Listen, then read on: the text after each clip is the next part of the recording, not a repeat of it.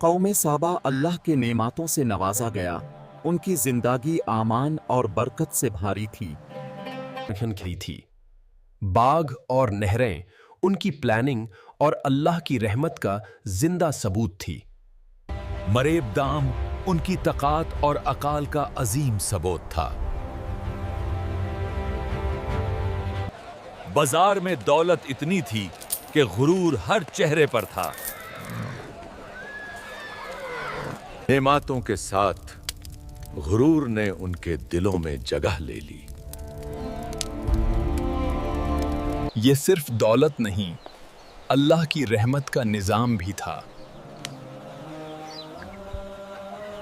कौमी निशानी उनकी रहने की जगह और बाग के स्ट्रक्चर में दिखाई देती थी। शहर इतना पुरसुकून था कि लोग रात में भी खुशी और आमान से सो सकते थे। Queen Bilqis, intelligent and powerful, was the famous ruler of the nation.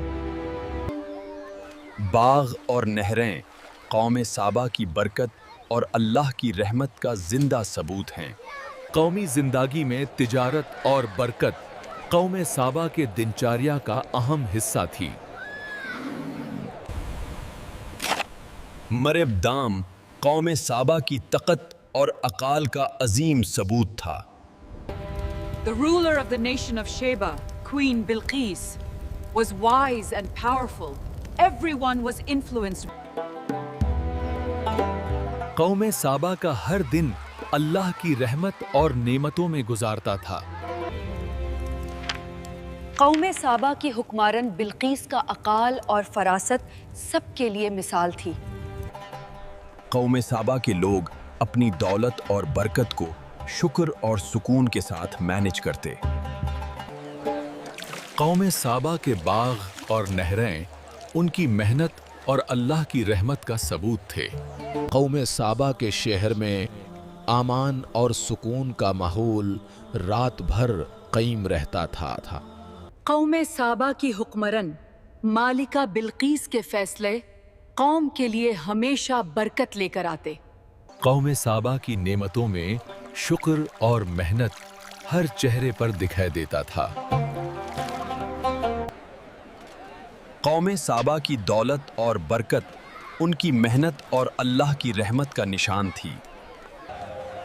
कौम साबा के बाग और नहरें उनकी बरकत और नेमातों का सबूत थे। कौम साबा की हुक्मारन बिल्कीस का अक्ल और फरासत सबके लिए मिसाल थी। कौम साबा को अपनी तकत और दाम पर फख्र था, अल्लाह के हुक्म से अनजान। कौम साबा के लिए ये सिर्फ आवाज थी, लेकिन अल्लाह का फैसला करीब था। कौम साबा को अपनी तकत पर गुरूर था, लेकिन अल्लाह का हुक्म बढ़ चुका था। कौम साबा को समझ नहीं आ रहा था कि अल्लाह का फैसला करीब है।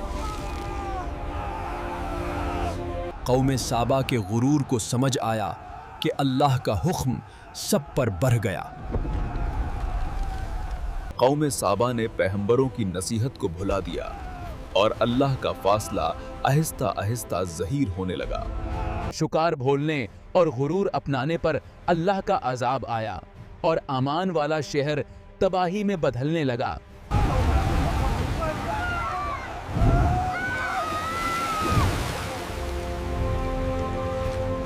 कौम साबा ने अल्लाह की नेमतों को गुरूर में तब्दील कर दिया था। अजाब के बाद शहर में सिर्फ खामोशी रह गई। जहां कभी जिंदगी मुस्कुराती थी, जहां फल और बरकत थी, वहां अब सिर्फ सूखी जमीन रह गई। अल्लाह ने उनके बागों को कंतेदार झाड़ियों से बहल दिया। ये शहर सिर्फ एक मिसाल बन गया जो आने वालों को सबक देता है। यहां कभी गुरूर रहता था, आज सिर्फ खामोश नसीहत है। कौमों का उरूज और जवाल सिर्फ अल्लाह के हथ में होता है। एक चौथा सबाब भी अल्लाह के हुक्म से बारी तबाही ला सकता है। जब शुक्र भूल जाया जाए तो नेमत आजाब बन जाती है। ये कहानी सिर्फ गुजरे हुओं के लिए नहीं बल्कि हर दौर के लिए है। अगर ये कहानी आपको अच्छी लगी हो तो वीडियो लाइक करें और चैनल को सब्सक्राइब कर दें।